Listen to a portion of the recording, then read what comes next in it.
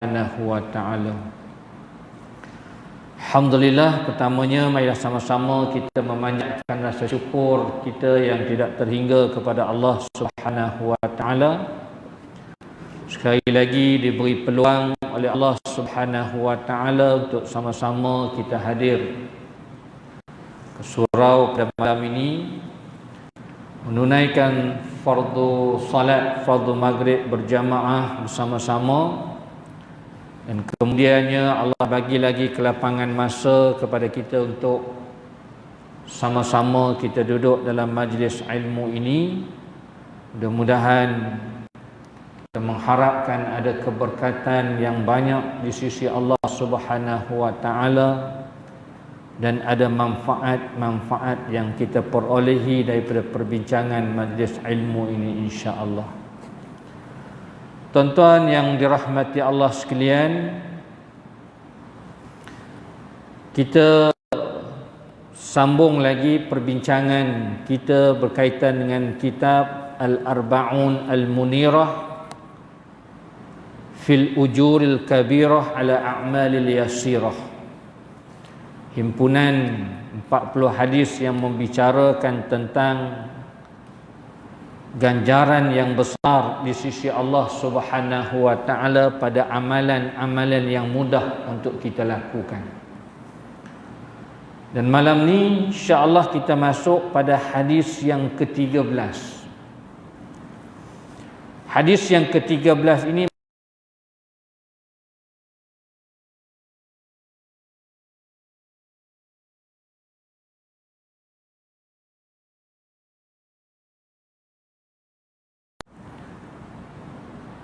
zikir ataupun apa yang kita namakan sebagai wirid, apa yang kita wirid selepas solat maghrib, solat subuh dan solat asar. Dan pengarang membawakan kepada kita dua hadis Nabi sallallahu alaihi wasallam bagi membicarakan tentang amalan ini. Iaitu yang pertamanya hadis yang diriwayatkan oleh Imam Ahmad, dan yang kedua hadis yang diriwayatkan oleh Imam Nasa'i. Hadis yang pertama an Abdurrahman ibn Ghanm an Nabi sallallahu alaihi wasallam annahu qala man qala qabla an yansarifa wa yasniya rijlahu min salatil maghrib was subhi la ilaha illallah wahdahu la syarika lah lahul mulku wa lahul hamd biyadihil khair yuhyi wa yumitu wa huwa ala kulli syai'in qadir 10 marrat kutiba lahu bi kulli wahidatin 10 hasanat wa muhiyat anhu 10 sayyi'at wa rufi'a lahu 10 darajat wa kanat hirzan min kulli makruhin wa hirzan min asy-syaithanir rajim wa lam yahilla li dhanbin yudrikuhu illa syirk wa kana min afdhalin nasi amalan illa rajulan yafdhuluhu yaqulu afdala mimma qala aw kama qala Rasulullah sallallahu alaihi wasallam. Wa rawa an-Nasa'i bi sanadihi an Mu'adz qala qala Rasulullah sallallahu alaihi wasallam man qala hina yansarifu min salatihi al-ghadat لا إله إلا الله وحده لا شريك له lahul mulku wa lahul ham wa huwa ala kulli syai'in qadir 10 marrat min qabli an yatakallama kutiba lahu bihinna 10 hasanat wa muhiyya anhu bihinna 10 sayyi'at wa rufi'a bihinna 10 darajat wa kunna lahu 'idla 10 nasamat wa kunna lahu hirsan minasy syaitan wa hirzan minal makruh wa lam yalhaqhu fi yawmihi dhalika dhanbun illa syirka billah wa man qalahunna hina yansarifu min salatil asri u'tiya mithla dhalika fi lailatih atau kama qala Rasulullah sallallahu alaihi wasallam. Tuan-tuan yang dirahmati Allah sekalian, dua hadis yang kita sebutkan tadi membicarakan tentang zikir khusus selepas pada solat maghrib, subuh dan asar. Apa dia zikir dia? Zikir ni kita dah selalu duk sebut dah. Cuma kadang-kadang bersungguh dengan tak bersungguh je. Cukup ataupun tak cukup je. Iaitu la ilaha illallah wahdahu la syarikalah lahul mulku wa lahul ham wa huwa ala kulli syai'in qadir. Yang kita sebut setiap kali kalau kita wirid lah, setiap kali selepas kita selesai solat bersama dengan imam. Imam biasanya bila dia berzikir, dia akan sebutlah. Kita yang makmum ni kadang-kadang kita ikut ataupun tidak. Satu. Yang kedua, cukup ataupun tidak. Jadi malam ni tuan-tuan sekalian, kita nak lihat dalilnya tentang zikir ini. Dan disebut secara spesifiknya zikir ini untuk kita amalkan pada 3 waktu solat ini, iaitu solat maghrib, solat subuh dan juga solat asar. Hadis yang pertama yang diriwayatkan oleh Imam Ahmad daripada Abdul Rahman bin Ghanmin daripada Nabi sallallahu alaihi wasallam, kata dia baginda Nabi sallallahu alaihi wasallam pernah menyebut, memberitahu, kata Nabi, man qala qabla an yansarifa wa yasniya rijlahu min salatil maghrib was subhi, barang siapa yang berzikir ataupun menyebut kalimah ini, zikir ini, sebelum daripada dia beredar, ataupun sebelum dia menguraikan ataupun mengubah kedudukan kakinya daripada solat. Bagaimana kita duduk, kedudukan kita pada solat, pada tahiyat akhir tu kan, kita lipat kaki kita macam tu. Selesai daripada solat, kita bagi salam, kita jangan terus ubah kedudukan kita, kekal duduk dalam keadaan yang begitu, dalam kedudukan lipat kaki yang begitu, kedudukan macam tahiyat akhir tu. Kemudian kita menyebut dengan zikir ini pada setiap kali selepas solat maghrib dan juga solat subuh, kata Nabi. La ilaha illallah wahdahu la syarikalah lahul mulku wa lahul hamd biyadihil khair yuhyi wa yumitu wa huwa ala kulli syai'in qadir. Ini panjang sikit. Hak yang kita biasa duk amal, hak nanti riwayat Nasa'i nanti. Tapi lebih kurang sama. Nabi kata barang siapa yang sebut ini, sebut zikir ini berapa banyak?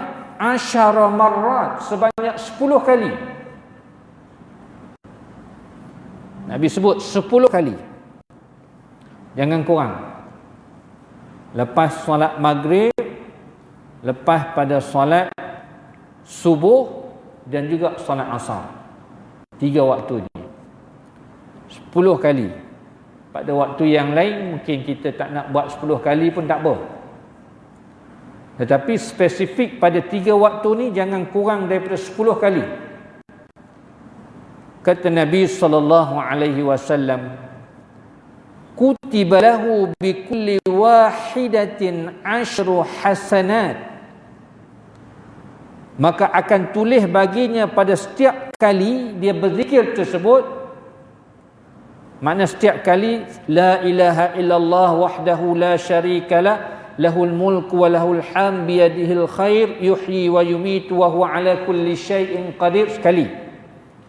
Pada setiap kali yang dia ucapkan itu, 10 hasanat akan diberikan 10 kebaikan kepada dia.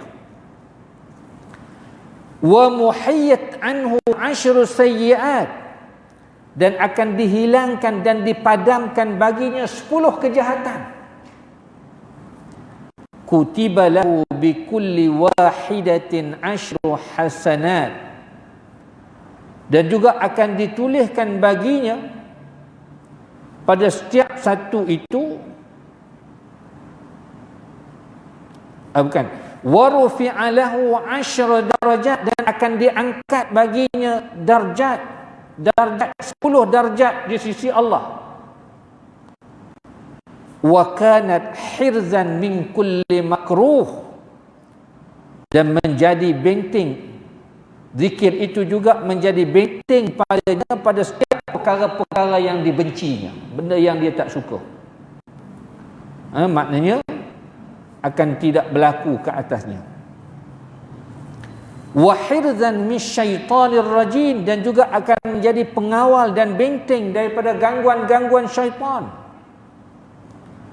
Walam yahilla li dhanbin yudrikuhu illa syirk, dan tiada akan dicatatkan dosa yang akan dipikul ke atasnya melainkan dosa syirik kepada Allah Subhanahu wa taala.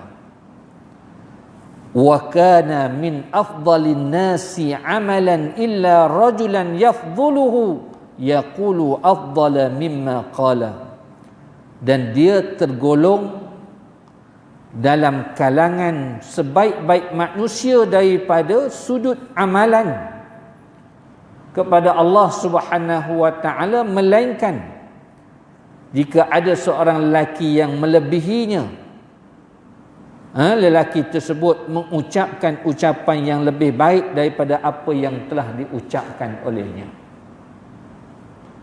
Itu ganjaran, kelebihan yang disebut secara khusus oleh baginda Nabi sallallahu alaihi wasallam bagi sesiapa yang berzikir dengan kalimah ini, dengan zikir ini, la ilaha illallah wahdahu la syarikalah lahul mulku wa lahul hamd biyadihil khair yuhyi wa yumitu wa huwa ala kulli syai'in qadir.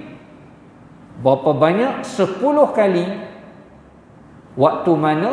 Pada waktu setiap kali lepas pada solat maghrib, solat subuh dan juga solat asar, dalam keadaan dia tidak mengubah kedudukannya selepas selesai dia mendirikan solat itu. Allahu Akbar. Bukan susah pun kita nak beramal dengan zikir ini. Bahkan kita duk sebut lah. Cuma barangkali sebelum ni kita sebut ikut-ikut apa yang disebut oleh imam. Jadi malam ni kita ada dalilnya sandarannya, apa yang kita sebut itu ganjarannya cukup besar. Bagaimana yang disebut oleh Nabi, setiap kalimah, sebab itu jangan kurang daripada 10 kali. Nabi sebut secara spesifik dalam hadis ni 10 marrat. Setiap kali kita sebut, Allah akan angkatkan 10 kebaikan. Allah akan berikan 10 kebaikan kepada kita, 10 pahala. Kalau 10 kali kita sebut, 10 kali 10 maknanya 100 pahala kebaikan yang Allah Subhanahu wa taala kurniakan. Bahkan bukan itu sahaja, Allah akan hapuskan, padamkan juga 10 kejahatan pada setiap sekali kita sebut zikir ini. Kalau 10 kali, 100 kejahatan ataupun dosa-dosa yang akan Allah lupuskan, Allah padamkan daripada kita. Allah angkat darjat kita. Bahkan zikir ini juga kata Nabi menjadi benteng kepada diri kita daripada perkara-perkara yang kita tidak sukai berlaku kepada diri kita. Allah pelihara kita. Maksud benteng ini maksudnya Allah pelihara kita. Dan juga benteng daripada gangguan-gangguan syaitan. Allah juga akan pelihara kita daripada gangguan-gangguan syaitan yang akan sentiasa melalai dan meleka serta menyesatkan kita. Hari ini yang susah kita nak buat amal ibadat, yang susah kita nak buat kebaikan-kebaikan, antaranya kerana gangguan syaitan. Syaitan yang duk ajak, syaitan yang duk melemahkan semangat kita, syaitan yang duduk goda kita. Daripada pergi surau, lebih baik pergi restoran. Daripada pergi kuliah, lebih baik pergi pasar malam. Kan? Itu ajakan syaitan. Sebab itu tuan-tuan sekalian, kita bersyukur kepada Allah Subhanahu wa taala, kita dapat berzikir, kita dapat duduk dalam majlis ilmu. Kerana apa? Kata Al-Imam Ibn Al-Qayyim Al-Jawzi, suatu musibah yang besar yang Allah timpakan kepada kita. Kita duk ingat bila berlaku Covid ni, Allah datangkan dengan wabak penyakit bermacam-macam ni, dah kita duk rasa inilah musibah yang besar sehingga mengganggu kehidupan kita yang normal. Rupanya ada lagi musibah yang lebih besar. Apa dia musibah yang lebih besar? Kata Al-Imam Ibn Qayyim, bila mana seseorang itu tidak mampu untuk berzikir kepada Allah, bila mana seseorang itu tidak mampu untuk duduk dalam majlis-majlis ilmu, itulah suatu uqubah kabirah, suatu musibah yang besar yang Allah telah timpakan ke atas seseorang itu.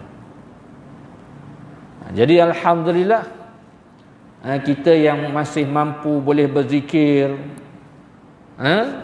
Allah tidak memberatkan lidah-lidah kita untuk mengucapkan zikir-zikir kepada Allah. Kita yang masih boleh mampu duduk dalam majlis-majlis ilmu ini, rasa terpanggil dan rasa nak duduk dalam majlis-majlis ilmu kerana sekurang-kurangnya dapat mengingatkan diri kita, dapat ilmu-ilmu yang boleh untuk kita memperbaiki amalan kita, menambahkan lagi amalan kita, mempertingkatkan lagi ketakwaan kita kepada Allah. Kurang-kurang kita tidak termasuk dalam golongan yang Allah timpakan suatu musibah yang besar ke atas diri. Ada setengah orang dia tak boleh, rasa jemu, tak rasa tak seronok duduk majlis ilmu. Rasa berzikir, lepas-lepas solat dia kira buka handphone dia. Lepas-lepas solat dia kira buka tajuk sembang lalu lah. tidak terasa nak berzikir, tidak terasa nak memperbanyakkan untuk memperbesarkan Allah. Zikir ni kita memuji Allah, membesarkan Allah. Jadi itu. Jadi alhamdulillah, kurang-kurangnya kita masih diberi kurniaan Allah Subhanahu wa taala untuk tertarik dan juga sentiasa terdorong untuk melakukan amalan-amalan ini. Kalau susah untuk kita nak berzikir, kan, rasa tidak gemar nak berzikir, itu petanda kita sedang ditimpa musibah yang besar oleh Allah Subhanahu wa taala.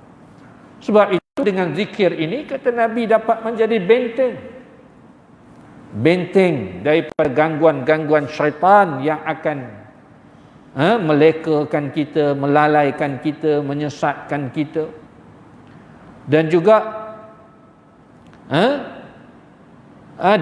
kata Nabi sallallahu alaihi wasallam, orang yang berzikir dengan kalimah ini juga pada hari itu dia akan terpelihara dan tiada dosa yang akan dipikulkan ke atasnya melainkan dosa syirik kepada Allah Subhanahu wa taala.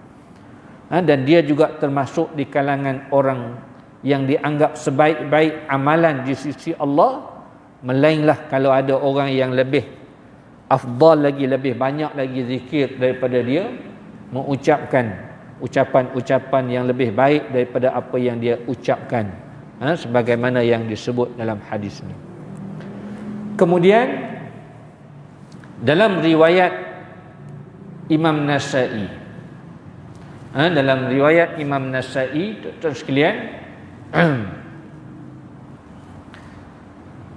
an Mu'az qala Rasulullah sallallahu alaihi wasallam, kata Mu'az bahawa baginda Nabi sallallahu alaihi wasallam juga pernah memberitahu.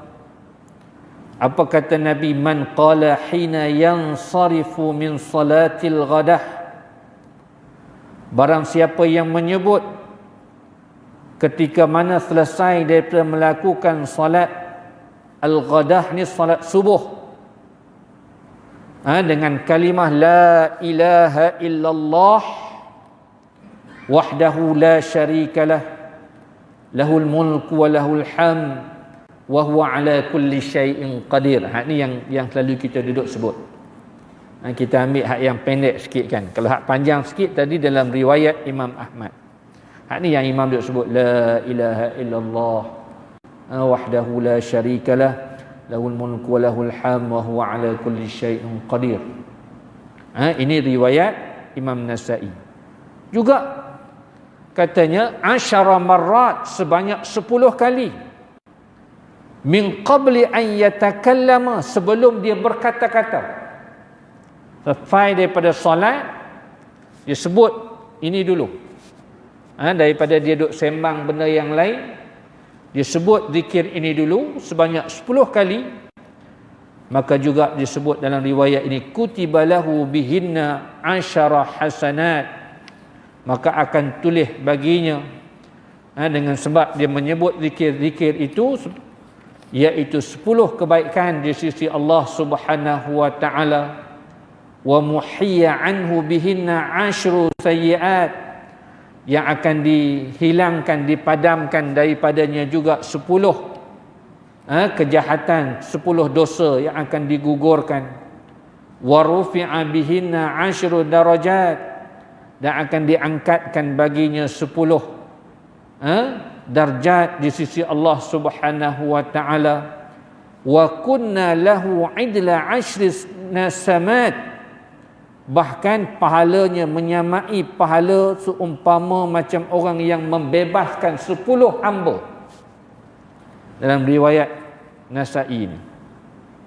Wa kunna lahu hirsan minasyaitan, dan dia juga menjadi benteng, pendinding daripada gangguan-gangguan syaitan. Wa hirzan min makruh, dan juga dan juga benteng daripada perkara-perkara yang tidak disukainya, dibencinya.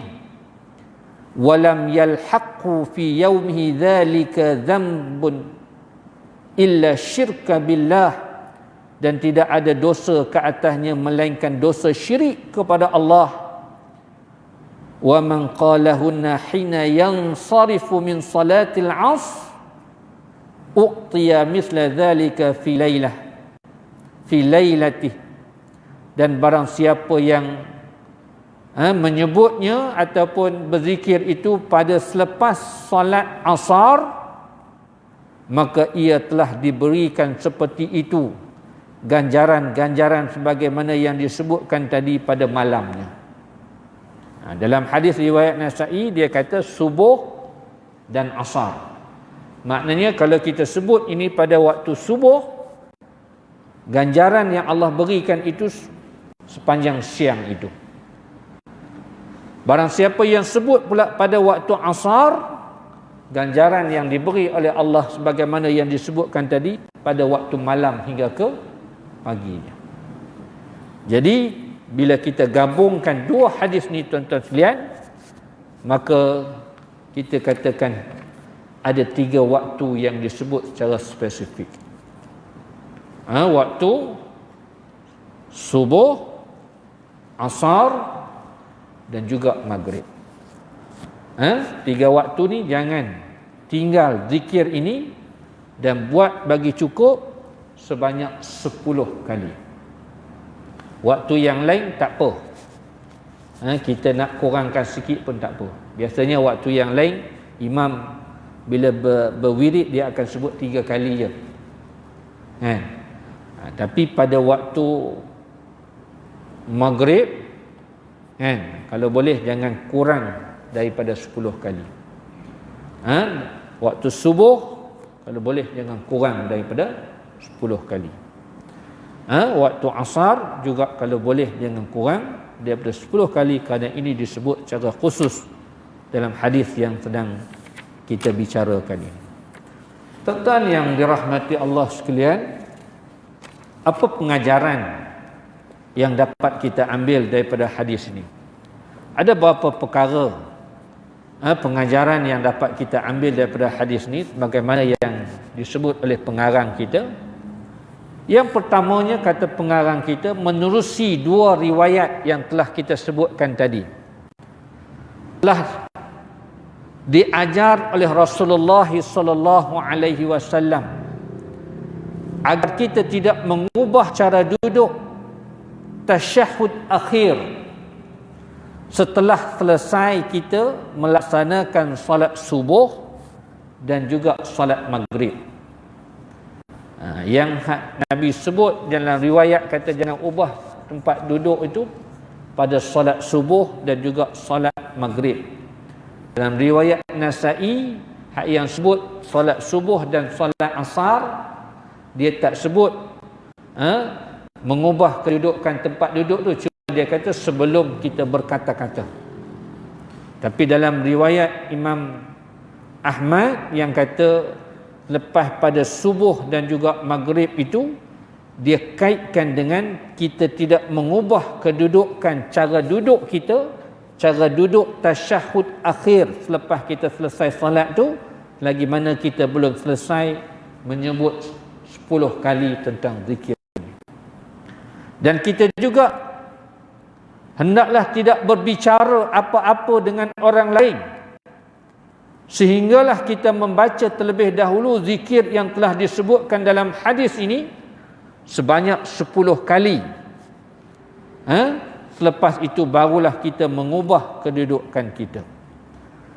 Jadi zikir kalau ikut riwayat Imam Nasa'i, yang kita duduk selalu sebutlah la ilaha illallah wahdahu la syarikalah lahul mulku wa lahul hamd wa huwa ala kulli syai'in qadir.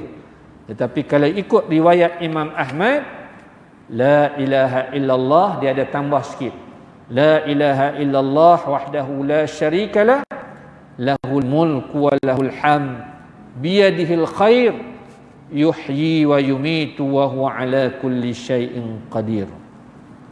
Jadi yang Mana satu pun boleh kita nak beramal. Cuma kalau nak kira yang lebih afdal, lebih bagus, ialah bila kita gabungkan antara dua riwayat ini dengan mengamalkan lafaz yang diriwayatkan oleh Imam Ahmad, kerana dalam riwayat dan lafaz yang diriwayatkan oleh Imam Ahmad memang ada mengandungi lafaz yang diriwayatkan oleh Imam Nasa'i. Jadi yang lebih panjang itulah lebih bagus sikit. Tapi tak apa kalau kita nak teruskan dengan apa yang telah kita sebut, itu pun juga dalam riwayat Imam Nasa'i. Yang kedua, tuan-tuan sekalian, ganjaran yang terlalu istimewa yang bakal diberikan kepada mereka yang menyebut zikir yang terkandung di dalamnya ikrar akan keesaan Allah.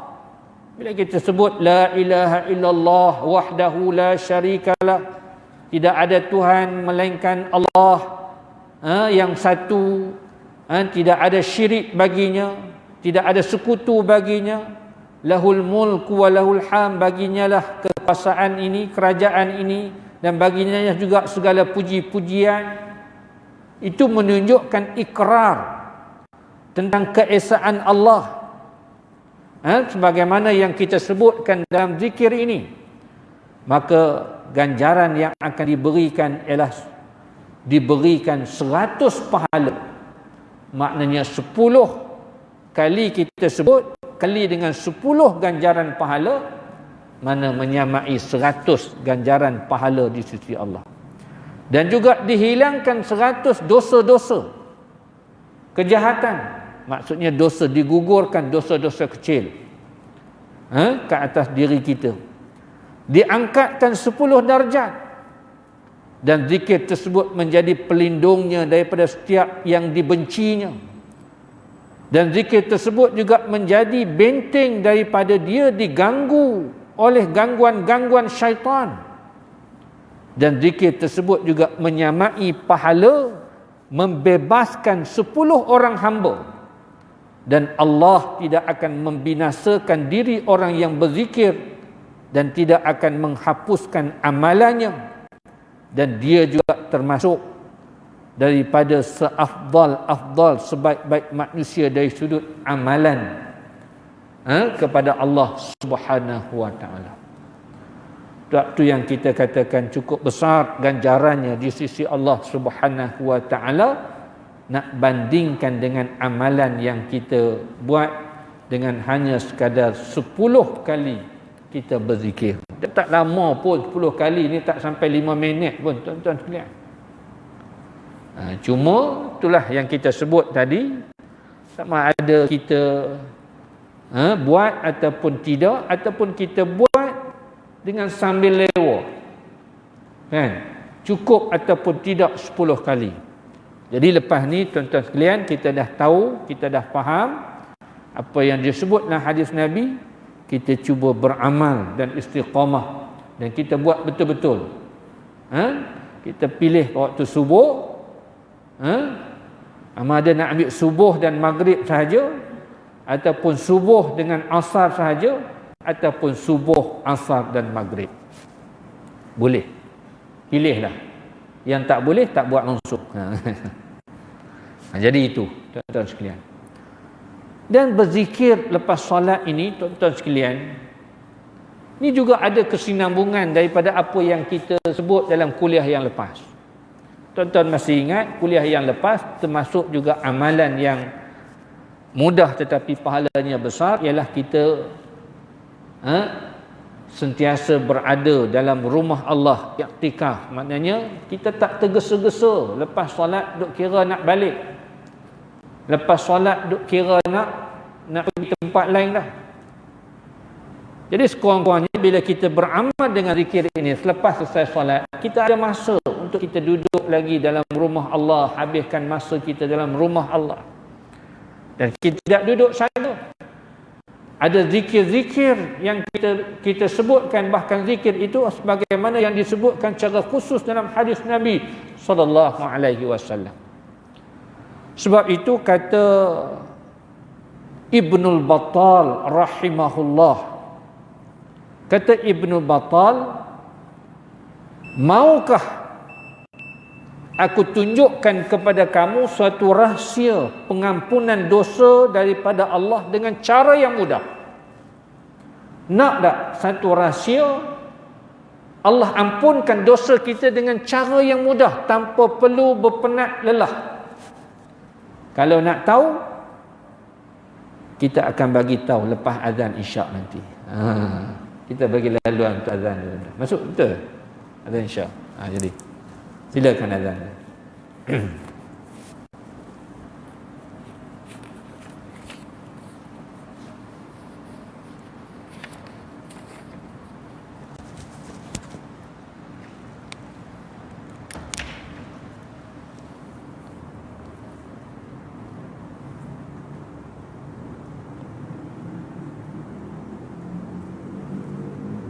الله أكبر الله أكبر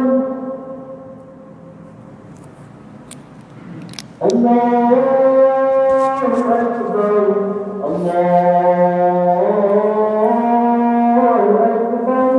الله أكبر الله أكبر.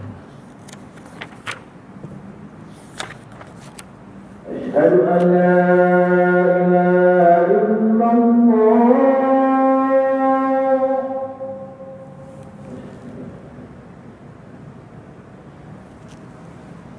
أشهد أن لا إله إلا الله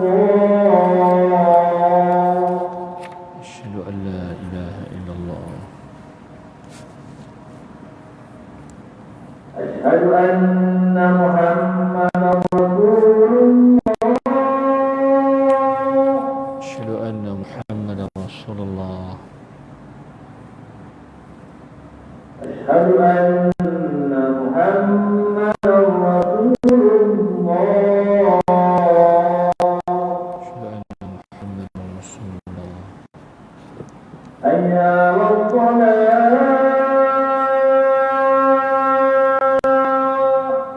لا حول ولا قوة إلا بالله. حي على الصلاة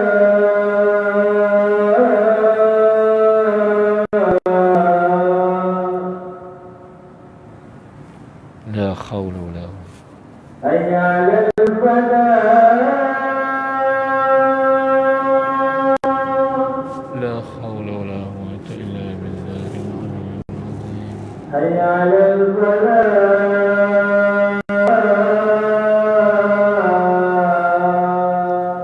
لا حول ولا قوة إلا بالله. الله أكبر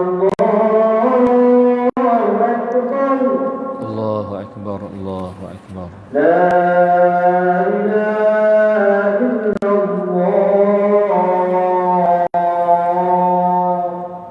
لا إله إلا الله محمد رسول الله صلى الله عليه وسلم. اللهم رب هذه الدعوة التامة الصلاة القائمة آت سيدنا محمد وابعثه مقاما محمودا إنك لا تخلف. Tuan-tuan yang dirahmati Allah sekalian, sikit lagi kata Ibnu Battal rahimahullahu taala, man kana katsiru dzunub wa arada an yahuttaha Allah bighairi ta'ab. Kata Ibnu Battal, barang siapa yang rasa dirinya banyak dosa dan mahu supaya Allah Subhanahu wa taala mengampunkan ataupun menghapuskan dosanya tanpa perlu berpenat lelah, Ibnu Battal bagi suatu rahsia. Siapa yang rasa diri dia banyak dosa dan nak Allah ampunkan, Allah hapuskan dosa-dosa dia tanpa perlu bersusah payah, berpenat lelah, kata Ibnu Battal, falyaqtanim mulazamatun makana as-salati ba'da as-salah. Maka hendaklah ia melazimi tempat solatnya selepas selesai dia menunaikan solat. Maknanya apa? Selesai solat, dia tak tergesa-gesa nak bangkit pergi tempat lain. Dia terus melazimi kekal duduk di tempat solatnya. Untuk apa? Liyaktaksiru minad du'a wal malaikah wa istighfarihim lahu fahuwa marju ijabatih. Dia duduk zikir dan berdoa selepas solat. Kenapa? Supaya dia beroleh doa dan istighfar para malaikat yang sangat diharapkan makbulnya doa-doa mereka itu. Antara doa para malaikat ialah kepada orang yang sentiasa melazimi kekal tempat solatnya selepas selesai mendirikan solat. Maknanya dia duduk berzikir, sebagaimana yang hadis kita sebut ni lah. Maka orang yang begitu akan mendapat doa juga daripada para malaikat. Malaikat juga akan tolong doa bagi dia. Selain dia doa pada Allah, ya Allah ampunkanlah dosaku, ya Allah berilah kebaikan kepada aku. Hak tu hak dia doa sendiri, hak kita doa sendiri ni belum tentu mustajab ataupun tidak. Dengan dosanya banyak, kadang-kadang macam-macam kita buat benda yang Allah larang. Solat pun kadang-kadang datang, kadang-kadang tak datang. Kan? Tapi orang yang duduk lepas solat, berzikir lepas solat itu, dalam masa yang sama malaikat juga tolong doa bagi dia. Hak ni yang kata Ibnu Battal rahsia. Kalau kita nak pengampunan daripada Allah dengan cara yang mudah tanpa perlu berpenat lelah. Kita doa, malaikat juga doa. Bukan doa pada kita, doa bagi pihak kita. Kan? Bagaimana disebutlah hadis Nabi dalam riwayat Imam Ahmad, kata Nabi SAW, al-malaikatu tusalli ala ahadikum madama fil musallah alladhi salla fihi ma lam yuhdis Allahumma ighfir lahu Allahumma arhamhu. Para malaikat akan mendoakan ke atas sesiapa saja lagi mana dia berada di tempat solatnya selepas selesai mendirikan solat dalam keadaan dia tidak berhadas, maknanya masih kekal wuduk dia. Dengan doa para malaikat, Allahumma ighfir lahu Allahumma arhamhu, ya Allah ampunlah dosa si hamba ini, ya Allah. Ya Allah rahmatilah, turunkan rahmat-rahmat dan kebaikan ke atas si hamba ini, ya Allah. Siapa yang sebut? Malaikat. Dan sudah pastinya bila malaikat sebut, itulah doa yang makbul di sisi Allah, yang sudah pasti Allah tidak akan tolak apa yang diminta oleh para malaikat Allah Subhanahu wa taala. Jadi itu yang kata Ibnu Battal, kalau kita nak cara pengampunan dosa daripada Allah dengan cara yang mudah tanpa perlu kita berpenat lelah, maka kita beramallah, istiqamahlah lepas selesai solat.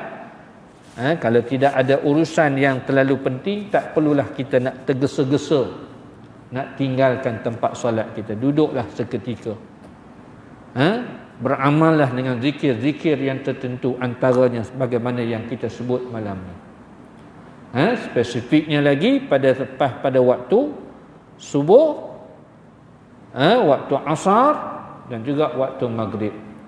La ilaha illallah wahdahu la syarikalah, lahul mulku wa lahul hamd wa huwa ala kulli syai'in qadir.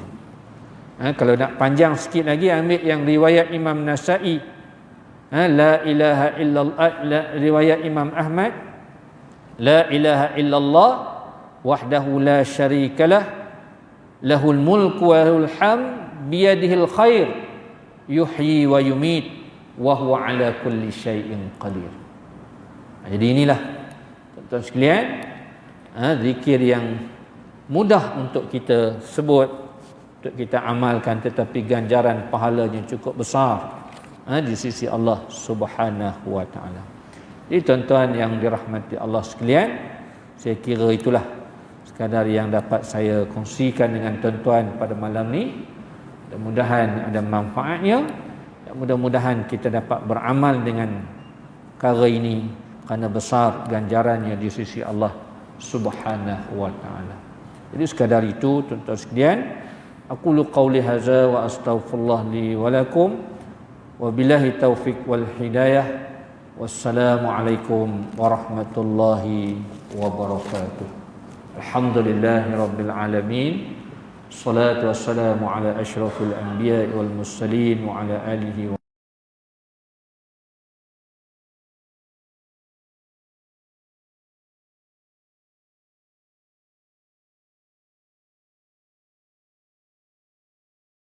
المستقيم صراط الذين أنعمت عليهم من النبيين والصديقين والشهداء والصالحين والحمد لله رب العالمين. تقبل الله منكم منا ومنكم تقبل يا كريم.